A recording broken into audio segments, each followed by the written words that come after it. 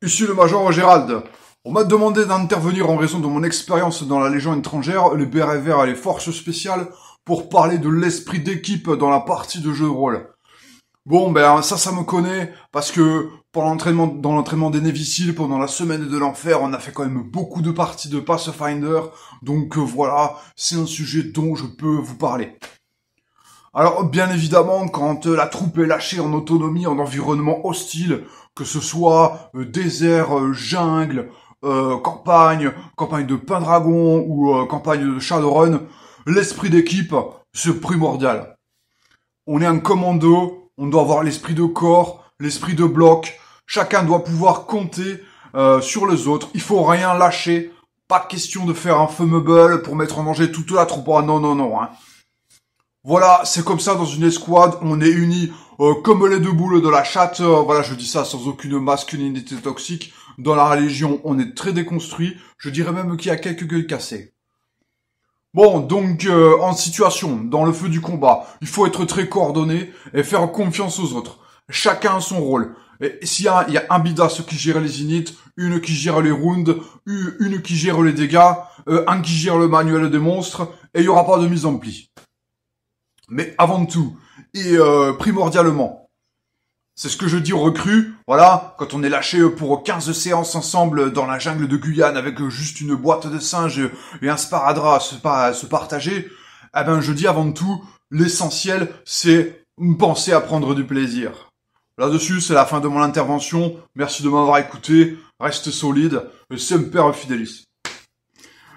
Salut messieurs, madame, personnes non binaires. Alors tu me pardonneras, je vais prendre un petit instant pour quitter ce personnage du Major Gérald, mais on va rester sur le même sujet, puisque voilà, le Major t'a un peu présenté le sujet d'aujourd'hui. On est toujours dans le cadre de ce cycle sur l'harmonie et la table de jeu de rôle. Et dernière vidéo du cycle, c'est pour que toute la table soit responsable du fun.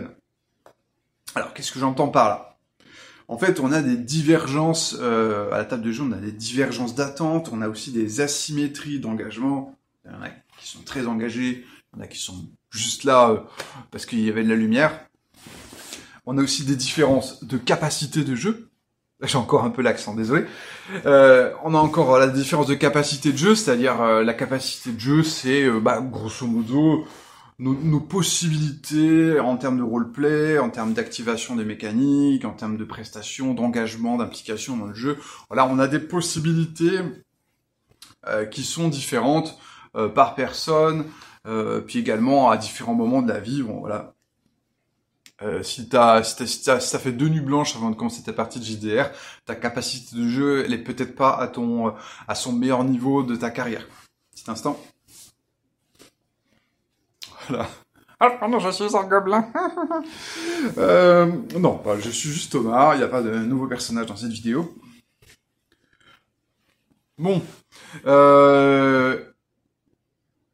Et voilà, et en fait, ces différences au sein de la table, donc différences d'attente, différences d'engagement, différences de capacité de jeu, eh bien ça peut créer des parties décevantes. Et je dirais même que ça pourrait en créer bien plus que ne pourrait en créer de mauvais jeux. Donc je voudrais brosser avec toi en fait un tour d'horizon, voilà, de ces frictions et voir comment on peut les résoudre en fait un peu dans un idéal d'effort collectif pour la réalisation du fun, quoi. Bon, tout d'abord, et j'en parle dans la vidéo, l'important c'est de s'amuser. Le fun, c'est pas la même chose pour tout le monde, quoi. Je vais pas t'en faire tout le détail, hein, mais bon, voilà, il y a plein de sortes de fun, quoi. Et il convient de bien le reconnaître et en fait d'un peu identifier les types de fun de chacune et voir comment tout le monde pourrait se retrouver au milieu. Ça, c'est dans une perspective de ce que j'appelle le design inclusif. Le design inclusif, c'est comment on peut designer une expérience pour inclure toute la diversité des publics à l'intérieur, quoi. Alors, à l'échelle de la table, c'est juste voilà comment on peut designer l'expérience pour que chaque personne de la table s'amuse, quoi. Donc, voilà, y compris quand il y a des grosses différences de profil au sein de la table. Alors, le premier point, c'est la fameuse asymétrie entre MJ et joueur. C'est-à-dire que on est souvent quand même dans un paradigme où la personne qui a le plus préparé, la personne qui est le plus impliquée, le plus engagée, qui parle le plus pendant la table, c'est MJ et beaucoup plus que joueur, quoi. Et donc du coup, on a souvent cette idée que la personne qui est responsable du fun de tout le monde, c'est MJ. Donc bon, t'as compris que on veut pas de ça. Enfin, on ne veut pas ça du tout. C'est-à-dire que nous, on veut que tout le monde soit responsable du fun collectif, quoi. S'il faut pas que ça repose uniquement sur les épaules de MJ, parce qu'en plus dans ce paradigme-là, c'est un peu le paradigme aussi du MJ martyr, quoi. C'est-à-dire que MJ est responsable du fun de tout le monde et personne n'est responsable du fun de MJ. Donc bon bah, s'il n'y a pas de fun, tant pis pour les quoi. Non, on veut pas de ça. Alors comment on peut casser cette asymétrie? Alors c'est quelque chose qu'on peut résorber même sans faire de narration partagée en fait. C'est pas forcément partagé en narration qu'on va résorber ça. J'en parle beaucoup dans la vidéo aider MJ quand on est PJ. Voilà, simplement, on peut aider MJ de moult façons. Et j'en parlerai aussi également, alors c'est un peu plus narration partagée, mais j'en parlerai dans une vidéo à venir qui s'appelle Hack ton MJ en partageant la narration. Donc voilà, cette asymétrie d'engagement, de préparation et surtout d'implication au moment de la table, c'est quelque chose qu'on peut casser. Il y a aussi au niveau des joueurs, il y a une attitude que je pense qui peut être souvent problématique, c'est la fameuse attitude tu comprends, je joue mon personnage. C'est-à-dire que voilà, en tant que joueur, moi je joue mon personnage dans sa cohérence ou dans l'idée que je m'en fais tout simplement quoi. Et peu importe si ça cause beaucoup de dégâts au fun collectif quoi. Et cette attitude, moi je comprends que ce soit compliqué d'y renoncer parce que c'est une façon assez viscérale de jouer, c'est une façon qui est plébiscitée par beaucoup de personnes et que je trouve très rétributrice en émotion quoi. Être à fond dans son personnage au point d'en oublier finalement eh bien le confort des autres. Oui, c'est voilà, ça procure des sensations fortes, c'est bien. Mais bon, il faut quand même, voilà, je pense qu'il faut quand même faire gaffe. Oui, tu joues ton personnage, tu le joues à fond, mais au moment du contrat de table, ben, quand tu crées ton personnage, en fait, tu peux déjà réfléchir à quand même essayer de créer un personnage qui va pas être comme un chien dans un jeu de quilles et nuire au fun de tout le monde. Et puis également au moment du débrief de partie, si tu te rends compte que t'es allé dans une direction voilà qui casse les pieds de tout le monde, eh bien tu peux encore faire évoluer ton personnage pour la prochaine séance par ce qu'on appelle la méthode Fire and Forget, c'est-à-dire que tu trouves une raison narrative pour que ton personnage évolue, tu le fais dans l'interséance, ce qui fait que voilà, sans l'interséance, il y a plus d'immersion, et tu peux repartir en totale immersion à la séance suivante, quoi. Donc ça, c'est une façon de rester, on va dire, quand même pro-social à la table, même en jouant son personnage à fond, quoi. Après, peut-être que tu peux carrément remettre ce paradigme en cause et te dire, bah en fait, jouer mon personnage à fond, c'est pas prioritaire sur le fun des autres. Et donc s'il faut que je change ma façon de jouer, même en cours de partie, je le ferai si je vois que c'est profitable ou collectif, quoi. Bon, alors maintenant on va parler de deux méthodes qui semblent, et je pense qui souvent vont beaucoup participer à cette idée d'implication collective, voilà, dans le fun de tout le monde. C'est le jeu en performance et la narration partagée.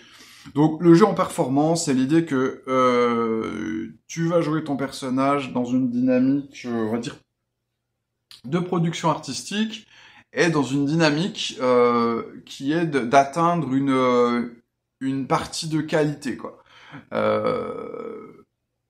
Alors qualité dans le sens qualité artistique, que ce soit au niveau de la fiction ou au niveau même des trucs un peu méta quoi. Et il y a deux types de jeux en performance, c'est ce qu'on appelle le jeu en performance unilatéral, c'est-à-dire toi tu joues en performance et tu ne demandes rien aux autres, et il y a le jeu en performance collectif où en fait on s'est mis d'accord au départ pour tous voilà jouer en performance. Et il y a donc ce qu'on appelle la narration partagée. Donc la narration partagée, c'est quand en fait, en tant que joueur, tu te contentes pas de dire des choses au sujet de ton personnage, mais tu vas pouvoir dire des choses sur le décor, les figurants, éventuellement même sur les personnages des autres. Alors des narrations partagées un petit peu restreintes, c'est grosso modo c'est MJ de temps en temps, ou le jeu de temps en temps qui te donne ces possibilités-là d'aller au-delà de ton personnage. Et puis bon, on a carrément le jeu sans MJ, où là, la narration partagée vraiment est très très partagée, quoi. Et donc voilà, que ce soit le jeu en performance ou la narration en partagée, ça semble comme ça vertueux, je dirais, voilà, pour cette idée de responsabilisation collective au niveau du plaisir, quoi, plaisir de jeu. Mais en fait, il y a le mauvais jeu en performance et la mauvaise narration partagée. Grosso modo, les failles de ces approches-là, quand c'est mal fait, hein, je précise, ça va être le cabotinage, c'est-à-dire que grosso modo, des joueurs qui vont tirer la couverture vers eux, quoi, qui vont voilà surinterpréter leur personnage au détriment de l'harmonie collective, quoi. Les piratages de canons esthétiques, c'est-à-dire que bon bah je profite de mes droits sur la narration pour amener des propositions narratives qui ne collent pas du tout avec ce qui était défini au départ, quoi. Ce qu'on appelle les rudesses, c'est-à-dire amener des situations un peu de force, voilà. J'en parlerai un petit peu dans une vidéo qui s'appelle l'effet Glooby-Boulga sur la narration partagée. Donc voilà, bon ça c'est, ce sont juste de mauvaises façons de faire. Je pense que je reste persuadé que le jeu en performance et la narration partagée sont d'excellents outils pour un moment collectif réussi. Ça, on peut très bien y arriver sans utiliser ces outils-là, mais ce sont des outils intéressants. L'autre point pour réussir à atteindre ce fun collectif, quoi, que toute la table soit responsable, c'est en fait ce qu'on va mettre l'accent dans la partie sur la relation sociale, c'est-à-dire sur les interactions de personne à personne. C'est ça qu'on veut optimiser, c'est avoir des bonnes interactions, tu vois. Et ça va être alors comment ça va être sur ce qu'on appelle créer du jeu. Donc créer du jeu, c'est faire des choses, par exemple par son personnage ou en tant qu'MJ, qui amènent des situations, qui amènent des rebondissements, qui créent des situations intéressantes, quoi. Créer de l'émotion aussi, voilà. Et quand je dis de l'émotion, c'est de l'émotion pour les joueurs, hein, pas uniquement, même peut-être même pas forcément pour les personnages. Et puis tout simplement, quand j'ai interaction sociale, ça peut être des interactions totalement hors jeu. C'est juste, voilà, être sympa entre nous pendant la partie et mettre un accent sur la convivialité, sur l'hospitalité, quoi. Je t'enverrai un article comme ça sur l'hospitalité en jeu de rôle. Et donc voilà, on va mettre l'accent sur les interactions sociales, un peu plus que sur le jeu, un peu plus que sur la fiction, qui deviennent finalement des objectifs secondaires. Et du coup, on peut avoir des parties où vraiment tout le monde s'amuse, et où en fait la fiction ou même le côté jeu, tu vois, les enjeux entre guillemets n'étaient pas forcément terribles, mais du moment qu'on a maximisé finalement le confort de tout le monde. Alors bon, bien sûr, ça c'est dans une c'est toujours à doser, c'est parce que bon. Nous, ce qui nous arrive souvent, c'est bien et c'est pas bien en même temps. C'est genre, on pousse cette hospitalité à fond, c'est-à-dire qu'en fait, on arrive 3 heures avant la partie, on se fait un apéro, une bouffe ensemble, on se raconte nos vies, tu vois, pendant 3 heures. Et après, on joue 2 heures, tu vois. Et bon, bah, des fois, tu ressors avec un petit peu de frustration en disant, bah, ouais, mais en fait, on a mis tellement l'accent sur l'hospitalité que, bah, on n'a pas joué. Bon bah c'est à doser, c'est pas évident. Après voilà, quand on joue entre amis, des fois on a envie de se retrouver et tout. Et puis le jeu est presque un prétexte pour se retrouver. Mais au final, bah voilà, ça se trouve pendant les 2 tiers de la rencontre, on sera pas en train de jouer et ce sera peut-être pas grave. Bon, ça c'est à voir en fonction de ton groupe. Un autre point aussi important, c'est un paradigme qui s'appelle Player Does Matter. les joueurs sont importants. Donc qui est un petit peu en fait une sorte de... Je pense que j'en ai parlé dans Pourquoi le système n'est pas si important. C'est une sorte de réaction, entre guillemets, à un paradigme qui s'appelle System Does Matter, qui veut dire en gros, les règles sont importantes, ce sont les règles du jeu qui font la qualité de l'expérience, il faut que les règles soient bien faites pour que la partie soit bonne. Vraiment pour caricaturer, voilà, je te renvoie à la fameuse vidéo « Pourquoi le système n'est pas si important ?» parce que là, je passe en vitesse. Et Player Does Matter, c'est un peu un paradigme, c'est pas forcément opposé, ça, je pense que c'est plutôt complémentaire, mais c'est l'idée que, ok, bon, on a trouvé un bon jeu, on a un bon jeu, ben en fait, on a fait vraiment que le début du chemin de choisir un bon jeu. Parce que surtout, nous, ce qu'on veut, c'est une bonne partie. Et pour ça, il faut en fait prêter attention au dispositif dans son entier, c'est-à-dire bah voilà la qualité d'engagement, la qualité d'interaction qu'on va avoir les unes avec les autres, et voilà le confort de la salle, enfin plein de choses quoi, tu vois, tous les aspects matériels. Et l'idée en fait, je te renvoie un podcast / article que j'avais fait avec Pierre V qui s'appelle « Ce sont les joueuses qui font le jeu ». Ça veut dire que, c'est un peu voilà le résumé de cette vidéo, c'est-à-dire que collectivement, en tant que table, on se met d'accord sur... nous, notre objectif, c'est d'avoir une bonne partie. Et bon, ça a l'air d'une évidence comme ça, mais ça l'est rarement en fait. L'idée, c'est que, qu'est-ce qu'on peut faire là qu'est-ce qu'on peut faire pour que ça se passe bien, quel jeu on va choisir, comment on va y jouer, hein, c'est-à-dire que oui, il y a une chose, ce sont les règles, mais comment on va y jouer, c'est important. Et c'est ce qu'on appelle le play design. En fait, le play design, c'est justement réfléchir sur la façon dont on utilise un jeu pour maximiser l'expérience. Il y a aussi ce qu'on appelle le flow design. Le flow design, c'est une espèce de mélange entre play design et donc play design, flow design, c'est deux notions de Mallory. Enfin, je te remettrai de toute façon dans les comme d'hab les définitions en description. Le flow design, ça va un peu plus loin qu'avant la partie. Alors un exemple de play design.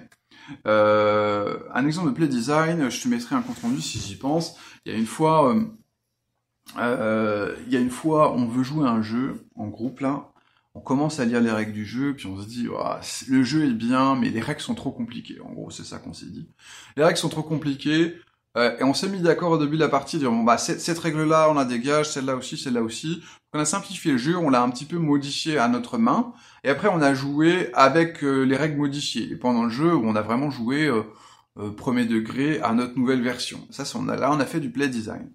Le flow design, c'est on peut s'arrêter tous les quarts d'heure, toutes les demi-heures, et continuer à modifier les jeux. Dire, ah bah non, cette règle-là, finalement, elle est pas cool, on la change, un petit, c'est l'univers, on va le changer comme ci, comme ça. Alors ça peut être avec un jeu du commerce, au début t'es pris un jeu du commerce, ou ça peut être carrément avec un jeu maison, et que grosso modo, voilà, on modifie le jeu tout en y jouant. C'est pas forcément dans une dynamique de playtest pour au final avoir un jeu publiable qui est intéressant.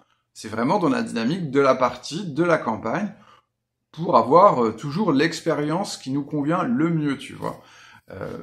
Donc c'est un design qui a en fait une application instantanée. Je vais donner un exemple un peu de cette pratique-là, Player Does Matter, de comment on adapte à l'expérience. L'autre jour on a fait une partie, les deux parties d'Horrifique que j'ai fait là récemment. Ce qu'on a fait au début, on a vraiment joué les règles de world building de façon très fidèle, parce que je les trouve vraiment intéressantes. Ça ferait vraiment un world building cool, quoi. Les joueurs comme ça, quand je suis MJ, m'apportent des idées qui sont très exploitables, très intéressantes. Et après, pendant la partie, il se trouve que normalement, une partie d'Horrifique, c'est écrit sur la boîte, c'est 3 à 5 heures de jeu. Mais en fait, je n'ai jamais la possibilité de jouer 5 heures en présentiel. Enfin, c'est vraiment rare, quoi. Et donc là, en l'occurrence, c'était plutôt sur des créneaux de 2 heures, 3 heures, quoi. Et donc du coup, pendant la partie, si je jouais vraiment les règles d'Horrifique telles qu'elles sont écrites, eh bien, je savais que je pouvais pas finir une partie. Et donc, généralement, ce que je fais, c'est que je simplifie beaucoup les règles, je zappe des étapes et tout, j'avance pour, entre guillemets, sauter à la dernière étape plus rapidement, quoi, de façon à ce que on ait une partie satisfaisante, voilà, qui a un début, une milieu, une fin. Euh, et donc, oui, on joue pas horrifique exactement comme il est écrit, mais c'est parce qu'on n'a pas la possibilité d'avoir les conditions parfaites qui sont décrites par le jeu. On a des conditions voilà qui sont différentes et donc on s'adapte. Et moi j'ai aucun scrupule en fait et en tant que table on devrait avoir aucun scrupule à trahir un jeu et donner des coups de poignard dans le dos juste pour avoir une bonne partie, quoi. Et ça, on peut le faire avec les mauvais jeux, mais on peut aussi le faire avec les bons jeux, tu vois. Je suis pas en train de... Horrifique, c'est, selon mes critères, c'est un excellent jeu. Voilà, il est dans le haut du panier. Mais je le trahis quand même, parce que si je veux avoir une bonne partie, je suis obligé de le faire. Ok. Alors ensuite, et dernier point, bon, j'en ai déjà longuement parlé dans la dernière vidéo qui s'appelle Savoir apprécier une partie de jeu de rôle. Donc là, je vais aller un peu plus vite. Mais c'est un petit, c'est le paradigme de la participation radicale. C'est-à-dire l'idée, c'est que en début de partie, on pose ça sur la table, dire bon, ce serait bénéfique à tous que chacune gère en fait son propre fun. Mais c'est quelque chose qu'il faut qu'on se dise au début entre nous, quoi. On se dise bon voilà. Oui, on va se concerter sur tout un tas de trucs, mais c'est surtout chacune, individuellement, on s'engage à être responsable de notre propre fun. Et bon, il y a plusieurs méthodes que j'ai décrites très largement dans la dernière vidéo, mais ça peut être simplement s'engager, rester concentré, s'ouvrir au jeu, également renoncer bien à certaines attentes. Hein. C'est très important que chacune soit engagée dans cette démarche de participation radicale.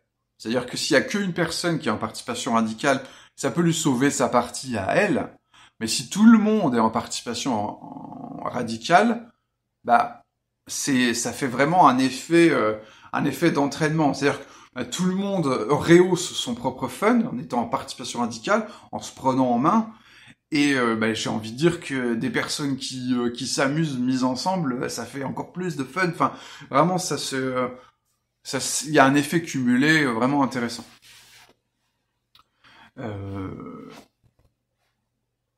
Et donc, et surtout, ça, pourquoi c'est important, cette idée de... pourquoi je pense que ça complète très bien le fait de faire un contrat de table, le fait de se concerter et se calibrer. Pourquoi ça complète très bien aussi d'avoir un engagement personnel, à prendre des décisions en fait tout en permanence dans sa tête, des décisions pour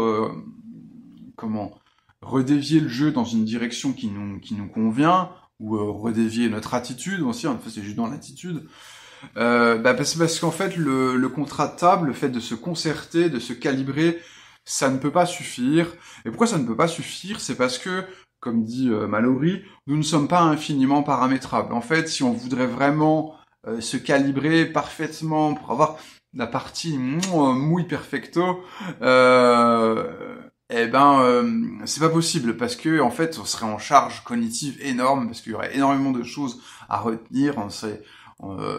Déjà la discussion, la discussion de préparation serait très longue et on aurait plein de paramètres à retenir et c'est pas possible. C'est pas possible, on n'y arriverait pas. Et donc c'est pour ça que également, tout simplement, l'engagement individuel va très bien compenser le fait que on va définir un contrat de table au départ. Je pense que c'est une approche de fun collective. Forcément, le contrat de table, il me semble un peu plus touffu qu'un contrat de table classique qui est, on choisit un bon jeu, on essaie d'y bien jouer, et puis, entre guillemets, c'est surtout la musique qui va bosser pour les autres. Donc voilà, la deuxième étape, c'est non, on va faire un contrat table un peu plus collectif, on va poser des trucs ensemble et tout. Mais voilà, la couche supplémentaire, c'est la participation radicale, c'est vraiment la cerise sur le gâteau qui fait que c'est comme ça que toute la table va être responsable du fun. J'ai vraiment très envie en commentaire de savoir euh, si je dis des banalités ou si c'est intéressant.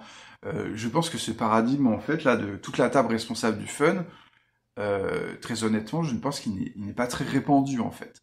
Euh, on est encore toujours sur un paradigme dominant où la personne qui doit bosser pour que tout le monde s'amuse, c'est MJ, et les autres mettent les pieds sous la table. Voilà, j'arrête pas de râler là-dessus dans toutes mes vidéos. Enfin, je veux dire, moi, est-ce que tu penses que les choses évoluent dans le bon sens et tout? Est-ce que tu vois qu'aux tables, il y a de plus en plus, d'entrain collectif, à ce que ça bouge, voilà, dans un plus dans l'esprit d'équipe, quoi.